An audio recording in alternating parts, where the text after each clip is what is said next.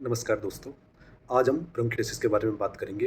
ब्रोंकियोलिसिस जैसा कि नाम से ही पता लग रहा है, ब्रोंकाई मतलब जो सांस की नली है उसको हम ब्रोंकाई बोलते हैं। एक्टेसिस मीन्स उसका जो डायलेटेशन है या फिर उसमें इन्फ्लेमेशन है उसको एक्टेसिस बोलते हैं।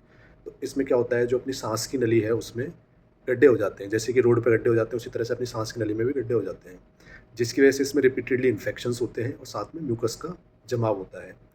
तो इसमें क्या-क्या सिम्पटम्स होते हैं ब्रोंकिएक्टेसिस में? ब्रोंकिएक्टेसिस में सबसे पहला तो इसमें लंबे टाइम से पेशेंट को खाँसी रहती है। इसके अलावा रिपीटेडली उसको इन्फेक्शंस लगता रहता है।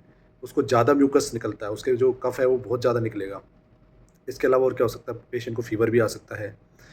ये सारे उसके सिम्पटम्स होते हैं। इसके अलावा साँस लेने में दिक्कत भी हो सकती है पेशेंट को, जिसको ब्रेथलेसनेस बोलते हैं अपन। तो इसको कैसे डायग्नोज़ करेंगे ब्रोंकिएक्टेसिस को? तो ब्रोंकिएक्टेसिस को डायग्नोज़ करने के लिए जो डॉक्टर है वो पेशेंट का सबसे पहले एक्स-रे कराएगा।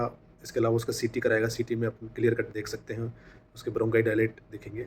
इसके अलावा जो पेशेंट का लंग फंक्शन है उसको असेस करने के लिए पल्मोनरी फंक्शन टेस्ट, ये सारी चीज़ें किया जाता है।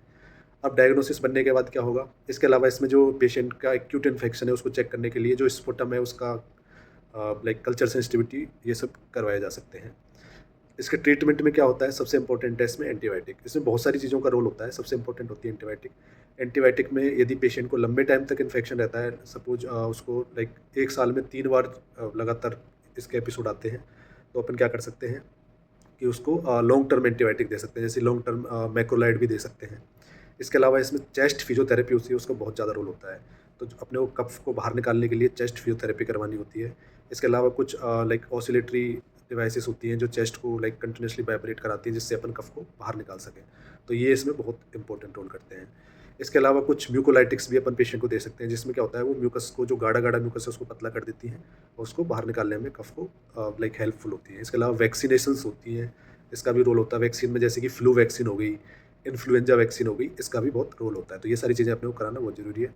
इसके अलावा पेशेंट को खुद को भी ध्यान रखना बहुत ज़रूरी है। उसको सेल्फ मॉनिटरिंग, कब उसके सिम्पटम्स बढ़ रहे हैं, कब कम हो रहे हैं। जब बढ़ रहे हैं तो उसको सडनली यदि वर्सनिंग हो रहा है सिम्पटम्स को, तो उसको तुरंत हॉस्पिटल जाना चाहिए।